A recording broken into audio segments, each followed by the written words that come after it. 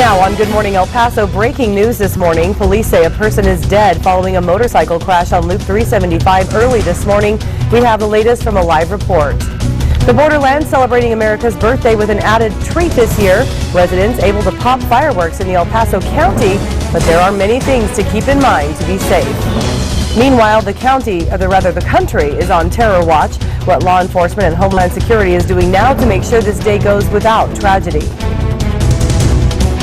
Live, where news comes first.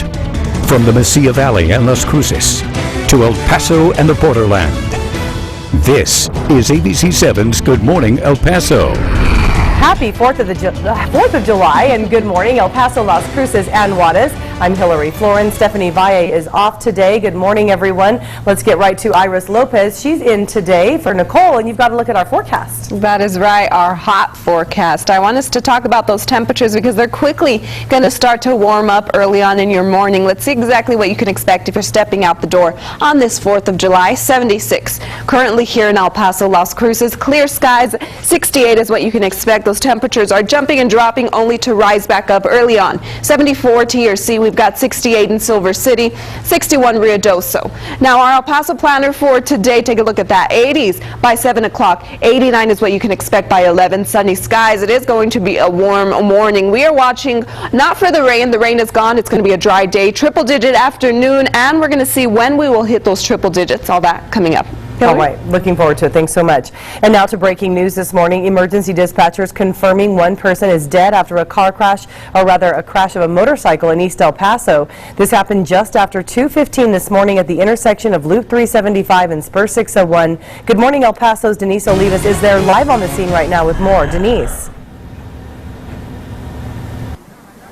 Good morning, Hillary. Loop 375 and Spur 601 remains closed off at this hour, I should say. And this intersection right behind me, also known as a diverging diamond. The motorcycle involved is still there in the middle of the intersection now with the daylight. You can see a little more just what was left of the scene. This area is still closed off, and it appears that the driver was thrown several yards and killed here at the scene. Now let's get to the video shot from our round-the-clock crew. Special traffic investigators were called out just after 3 this morning, so you can expect this area to be closed off for a few hours.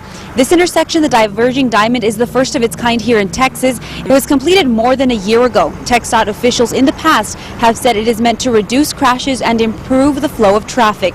But if you've driven through this intersection, you know it's best to slow down because you don't necessarily make a hard left turn off of Loop 375. It's more of a shallow 90-degree turn. Then for about 300 feet, you are on the opposite side of the road. So if you're using this for the first time, it could be just a little bit confusing. Right now, police have not said if speed or alcohol are factors in the crash. But of course, as soon as we get any more details, we will let you know. And if you can see right above me and behind me, Loop 375 northbound, it is open and you're good to go if you're trying to head over to Trans Mountain or to far northeast El Paso. But if you're trying to make that left turn off of Loop 375 onto Spur 601, and that is where it's closed off. Also on the other side of the spur, it is also closed off. So you would have to exit. Your best bet would be Global Reach, and then you can take an alternate route from there. For now, we're live in far east El Paso. Denise Olivas, ABC7. Good information. Thanks so much, Denise. And now for the first time in 5 years, you're allowed to pop fireworks in El Paso County, but there are some do's and don'ts that you need to be aware of if you don't want to get towed, if you don't want to get a ticket. The Far East Montana Vista Business Association has designated 5 parking lots for fireworks only. The parking lot at Sky Room Special Events Center is also available, along with Montana Tires and 2 at Bobby's lots, all off Montana Avenue. Now, each lot is charging a $5 fee to park. They'll be supervised by security guards, and there will be portable restrooms available. That's important. The association says if you park on Montana Avenue, you will be towed. Remember, fireworks are still banned within the city limits. And don't forget, several businesses are closed for the day. All City of El Paso offices are closed and will reopen Tuesday. El Paso museums, public libraries, parks and rec centers, there's the list. Senior centers and daycare operations all closed. The places that will remain open are Animal Services Shelter. That's from 11 a.m. to 2 p.m. today. The El Paso Zoo, city pools, of course, and Sun Metro is running on a Sunday schedule. And if you're still looking for ways to celebrate the 4th of July, here are some options for you. At the Chamizal, starting at 7 o'clock tonight, they'll be hosting a free concert. A fireworks show. Fort Bliss will also have a concert and fireworks at Biggs Park.